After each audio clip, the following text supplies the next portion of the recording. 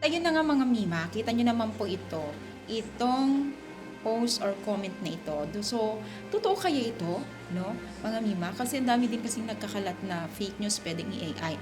Pero kung totoo ito mga Mima, nako, lalong hahaba na naman ang issue nito kasi siyempre patong-patong na ang magiging issue dito. Kagaya nitong comment na ito ni kung si Babes Beyonce ito mga Mima, comment down ba pa-comment down kung talagang totoong si Beyonce ito.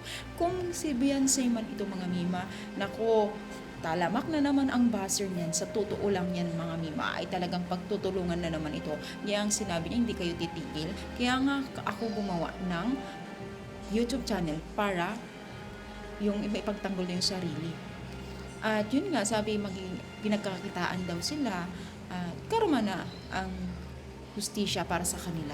So, yung post na ito, kung si Beyonce man ito, talagang, nako, manggigigil na naman to ang mga taga-supporters ng Team Kalingap.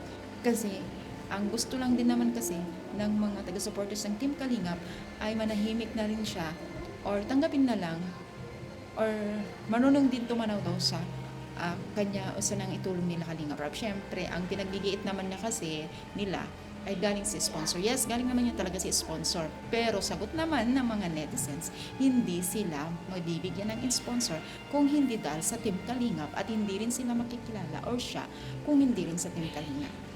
Kumbaga, give and take yun. Kumbaga, pares nag-benefits. Pero kung yung side lang ng isa ang umiiral, syempre, yun lang ang paninindigan.